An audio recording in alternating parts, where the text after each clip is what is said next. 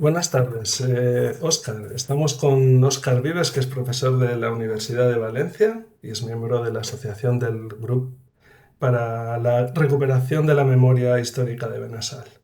Ujú. ¿Qué tal? Eso es. Muy bien, muchas Bueno, gracias pues por la entrevista. te vamos a entrevistar sobre una investigación que has llevado a cabo sobre los bombardeos de la aviación alemana en pueblos del interior de Castellón durante la Guerra de España. Y lo primero que queríamos preguntarte es ¿por qué realizaste esta investigación sobre estos bombardeos? Bueno, yo soy de uno de estos pueblos. En concreto, 4 pueblos fueron bombardeados en el mayo-junio de 1938, que son Benassal, Albocácer, Ares y Vilar de Cañas.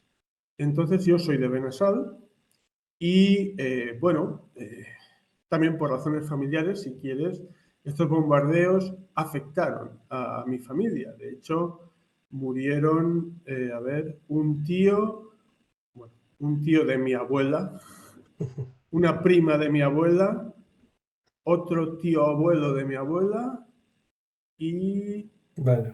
y 3 primas segundas de mi abuela en este bombardeo solo. Entonces, se sabía que habían bombardeado el pueblo, no se quedaba muy claro quiénes, pero que había llegado la guerra y había destrozado completamente el centro del pueblo, había causado bastantes muertes y así quedó la cosa. Ujú. Pero los años 2000 se creó un grupo de recuperación de memoria, el Grupo de Recuperación de Memoria Histórica de Benassal, para hacer la historia del siglo XX del Benassal con entrevistas orales. Y allí este tema, evidentemente, los bombardeos, fue uno de los temas principales. Se dedicó un tomo a la guerra civil y a los bombardeos. Y una de las cosas que más sorprendían es que no se entendía el motivo de estos bombardeos. Porque, bien, estábamos en guerra, pero en realidad el frente estaba en el momento del bombardeo, que fue en Benassal, el 25 de mayo del 38 a las 7 de la mañana. El frente estaba a unos 30 kilómetros, que no es lejos relativamente, pero es una zona muy montañosa.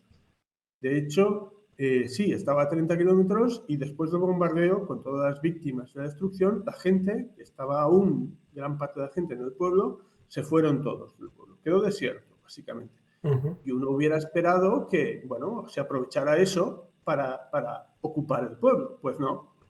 Tardaron 4 días en llegar al pueblo y con toda calma. No fue el bombardeo lo que Ah, ayudó a la ocupación del pueblo. Y la gente no entendía muy bien por qué había bombardeado. Decían que había, no sé, un polvorín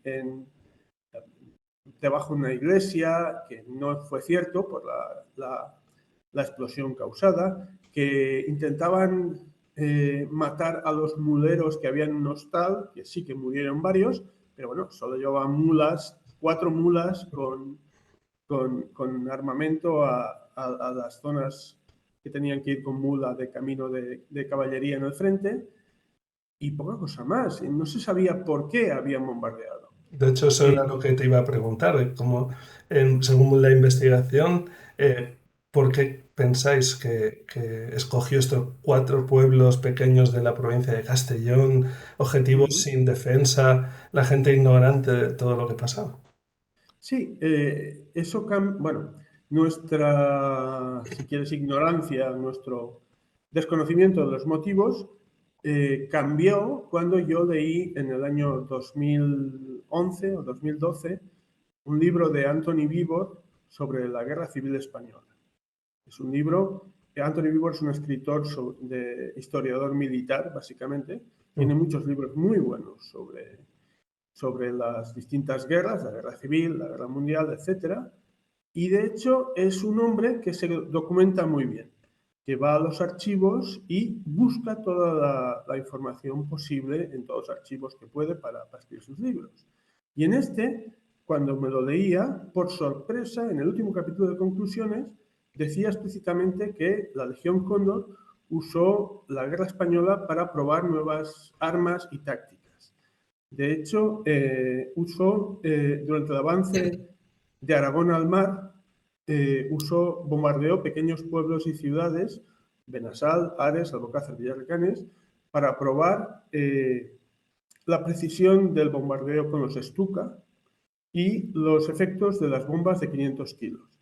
Y ponía explícitamente que en Benassal, que tenía una iglesia de considerables dimensiones, había lanzado 9 bombas de 500 kilos y había quedado la iglesia y el centro del pueblo reducido a escombros. ¿Y vosotros habéis encontrado documentación de este tipo de pruebas con este armamento? Sí, efectivamente. A partir de ahí fue cuando este párrafo tenía documentación que nosotros no conocíamos. No sabíamos que habían sido los Stuka. Bueno, sí que sabíamos por testimonios que había sido un bombardeo en picado, pero no que había sido esto. Y pensábamos que habían sido bombas más pequeñas, no que eran bombas de 500 kilos. Además, pensábamos que habían sido 6 bombas y ahí hablaba de 9.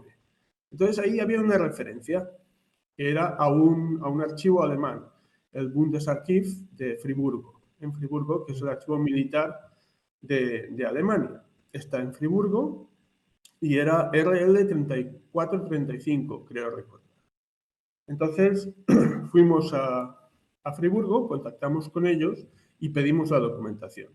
Esto es la documentación que tenían ellos es un informe muy completo de unas 50 páginas con unas 70 fotografías, llamado, bueno, en español, imágenes de los efectos de las bombas de 500 kilos sobre los pueblos Albocácer, Ares, Benassal y Villarcanes, lanzados por los Stuka, etc.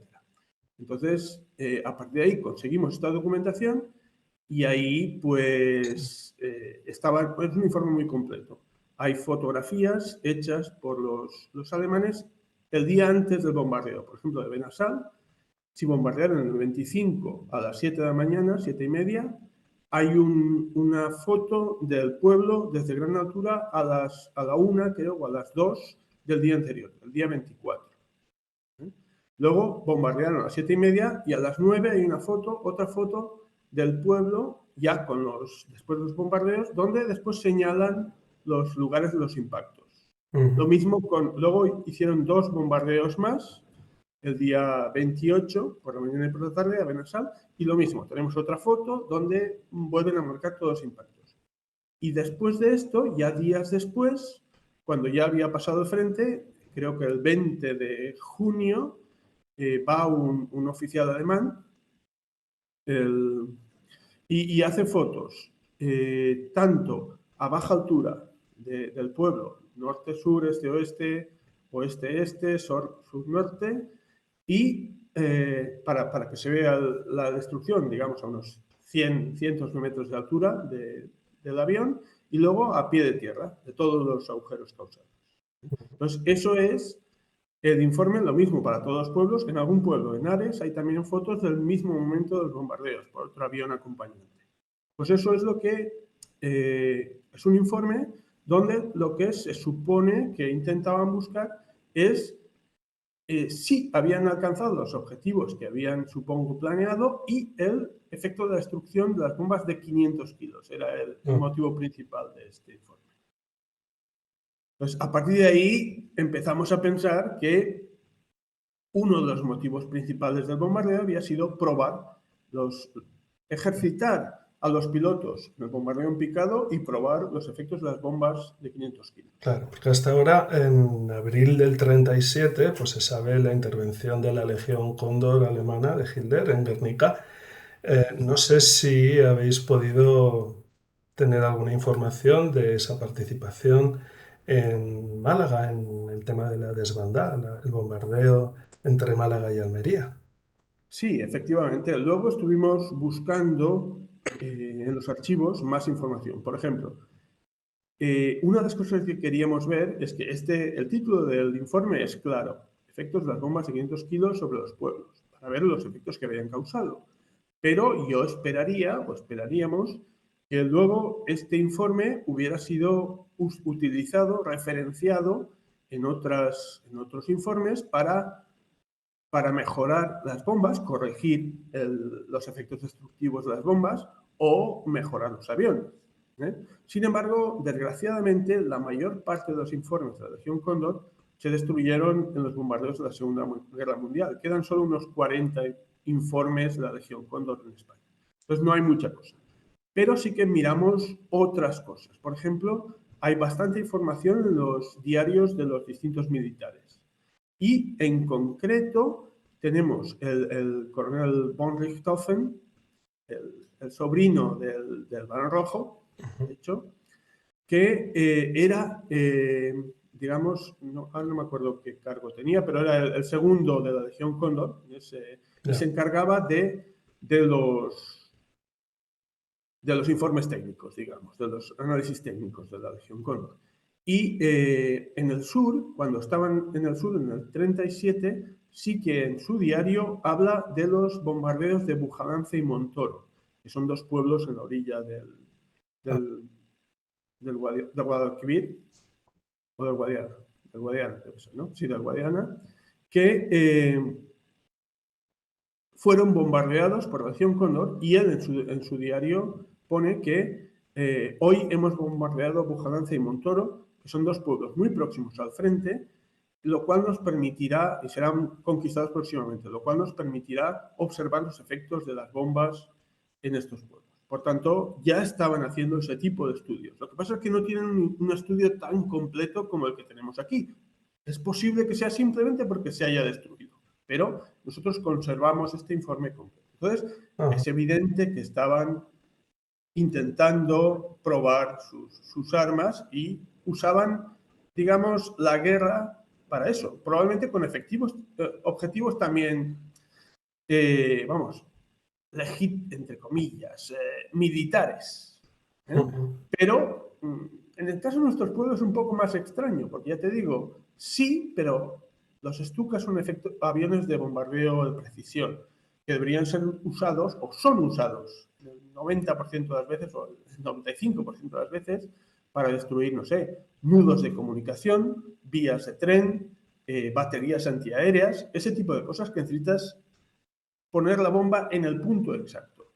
Sin embargo, allí no había ninguna cartera, no había ningún cañón antiaéreo, no había ningún tren en mi pueblo en concreto. Y de hecho, no bombardearon edificios, no bombardearon nada. ¿Y luego habéis comprobado si les sirvieron a los alemanes estos ensayos de facto en la Segunda Guerra Mundial? Pues eso es lo que nos faltó. Estuvimos buscando más informes, pero no encontramos una referencia en concreto a estos informes en el otro. Es posible que esté, pero no pudimos encontrar nada, porque, ya te digo, la mayor parte de la documentación se quemó. Entonces, posiblemente estuviera quizá en otro, no en la Luftwaffe, en los archivos de la Luftwaffe, en otro ministerio podía estar, pero no fuimos capaces de encontrar ninguna referencia concreta a este informe, a esta referencia. Me refiero porque estos aviones en algunos sitios hemos visto que eran temibles en la Segunda Guerra Mundial, pero también hemos leído que lo pasaron realmente mal, por ejemplo, a lo mejor en la batalla de Inglaterra contra la aviación. Sí. Eso fue uno de los principales fallos de la apuesta alemana por estos aviones. Los probaron en España, probaron el bombardeo en picado y funcionaba de fin. Eran magníficos para el bombardeo en picado. Pero aquí no había prácticamente aviación contraria. Sí que habían los rusos, cuando llegaron los rusos, habían algunos cazas buenos, pero ya en esta época los alemanes tenían cazas mucho mejores. Y de hecho, en estos bombardeos en concreto, no había aviación republicana en la zona porque se movieron a Cataluña para una ofensiva en el Segre. Entonces no había absolutamente nadie, bombardeaban solos. Y claro, así es fácil, pero luego contra los aviones británicos la cosa era mucho más complicada. Estos son aviones muy precisos y muy buenos para bombardeo en picado, pero eran lentos y no servían. Este tipo de ayuda de los nazis a Franco y los generales sublevados realmente fue una de esas grandes lecciones que nos robaron y esa información que nunca hemos tenido. De hecho, No sé si habéis encontrado, yo he leído en algún sitio, he visto algunas fotografías, prensa franquista que culpaba de los bombardeos de todos estos, de los que hemos hablado hoy, al ejército de la República, incluso con Sí, sí, sí, fotos y sí. desinformación. Bueno, es bien conocido que Guernica lo culpaban de la destrucción de Guernica a los republicanos, a los dinamiteros asturianos. Y sin embargo, habían periodistas que en el mismo momento sacaron fotos y todo eso, y por eso no coló demasiado la versión franquista de Guernica. Pero en estos casos no había nadie. Habían, sí, los habitantes del pueblo que estaban todos asustados y poca cosa más. Entonces, sí, aparece en la prensa, en el ABC de Sevilla, por ejemplo, habla que en Benassal los rojos habían dejado la iglesia completamente reducida a escombros y la usaban como mercado de abastos, que es cierto, que la usaban como mercado de abastos, pero que la habían destruido completamente, y el centro del pueblo, que era una vergüenza que la habían destruido. Estos que hablaban de la libertad de culto, los rojos que hablaban de la libertad de culto, destruían la iglesia. Y lo mismo con Albocácer. En Albocácer hay una foto famosa donde se ve una niña por encima de los escombros en la calle Mayor, y en una publicación franquista sobre la guerra civil cuenta eso, que los habitantes de Albocácer buscan entre las ruinas los restos, bueno, sus propiedades, los restos de sus propiedades entre las ruinas causadas por los rojos. Y es claramente en el bombardeo que causaron ellos. Pero bueno, luego la historia la escriben los vencedores y eso es lo que dijeron. Y mucha gente se lo creyó. Claro, como tantísimos otros temas. Bueno, Óscar, has sido breve, muy concreto y yo creo que ha quedado muy claro cómo era todo lo que ocurrió en torno a esta lección que nos quitaron de esa época. Eh, Te damos la enhorabuena por vuestro trabajo, vuestra labor desinteresada desde vuestra asociación. Y bueno, nos gustaría seguir en contacto para futuros proyectos. Muchas gracias. Cuando queráis podemos volver a hablar. Pues muchas gracias, Óscar. Gracias.